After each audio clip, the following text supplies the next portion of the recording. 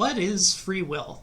Philosophers have debated this question for millennia and haven't reached a consensus. In this video, we'll learn all about free will and competing philosophies in modern terms.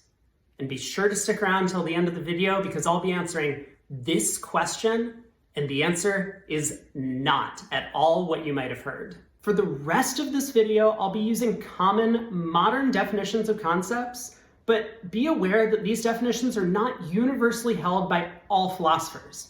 Also, I'm going to be ignoring religious arguments, and we're just going to stick with the science. We'll start out with a definition of free will. Free will is the ability of a free agent to freely make choices. Satisfied?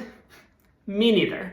Looks like we need more definitions. A free agent is someone who can be held morally responsible for their actions in order to exact punishment. So free will is linked with moral accountability. A free choice is one chosen by an agent based on their strongest desires or preferences at the time of choosing. If your desires lead to an action, then it's free, as opposed to an outside force choosing an action for you. So we can rephrase this definition into this one. Free will is when someone takes an action based on their desires and is held morally accountable for the consequences of this action. Better? I think so. The opposing viewpoint to free will is known as determinism. Determinism is founded on the belief that all actions are direct consequences of what came before. From the beginning of time! Hard determinists believe this philosophy is incompatible with free will, but the majority of philosophers believe in compatibilism, which combines the two. Let's look at an example to understand how people who subscribe to these different viewpoints understand the world. Imagine Alex is homeless and panhandles on the street corner every day. One day, a rich man named Bob walks up to the corner and is confronted by Alex asking for money. Bob refuses to give Alex any money, which angers Alex greatly. Alex takes out a pocket knife, stabs Bob, takes his wallet, and runs off. Devin is a hard determinist. He would say that this confrontation could not have happened any other way. Bob's refusal to give money and the consequential actions of Alex were guaranteed to happen exactly the way they did, down to the exact direction Alex ran. Moreover, because of this predetermined outcome, there is no way to hold Bob or Alex responsible for their actions, and no punishment should be given. Frank believes in pure free will and would disagree with Devin. Frank believes that Bob could have paid Alex, but he freely chose not to do so. Subsequently, Alex could have chosen to do nothing in retaliation, but his desire at that moment was to harm Bob and steal his wallet. Frank would judge Bob unfavorably for not sharing his wealth with someone in need, even though there was nothing illegal about Bob's actions. Alex, on the other hand, should be prosecuted for assault and theft and received a hefty prison sentence. Carol is a compatibilist.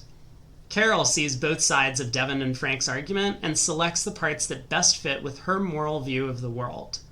Bob had free will in his choice to pay or not pay Alex. Alex, on the other hand, was a victim of unfortunate circumstances, and his actions were likely determined by his life of need and the opportunity to fix his problem. Carol thinks Alex should be punished for his actions, but it was a crime of passion, not premeditation, and as such, Alex should not receive such a harsh sentence. So, who's right? Well, a vast majority of modern philosophers believe that Carol's viewpoint is the most accurate representation of free will. Some things are destined to happen, like when your bladder is full and you use the restroom. Others are free choices, like deciding whether to have chocolate or vanilla ice cream. While this question isn't as hotly debated today as it was in the 17th century, there is still plenty of disagreement about what exactly constitutes a free choice. This debate has become so complicated that you almost need a degree in mathematics to even understand the definitions. The simplest one I could find is attributed to Kadri Vivlin, known as the Revised Conditional Analysis of Ability. It goes something like this. An agent S has the ability at time t to do X if and only if for some intrinsic property or set of properties B that S has at time t for some time t prime after t, if S chose at t to do x and S were to retain B until t prime, S is choosing to do x and S is having B would jointly be an S-complete clause if S is doing x. What the fuck? Putting these precise definitions aside for a second, what do you believe? And does it even matter? Over the years, many papers have been published claiming that a belief in free will is important for individuals and societies, or else they risk compromising their moral values. This is a logical hypothesis based on what we understand about free will and determinism. But it also turns out this just isn't true. A major collaborative effort from 7 authors in 2022 reviewed the literature and found no correlation between belief in free will and negative moral consequences as a result. They found that publication bias played a major factor in the literature, which led to the overwhelming amount of papers suggesting the existence of such a correlation, when in practice, larger factors like societal norms and moral value systems carry more weight. So we still don't really know what free will even means, and people all have different beliefs on the subject, which is totally fine. Our moral values and sense of justice will not falter even if we stop believing that our choices are free. Thanks for watching, and have a wonderful day.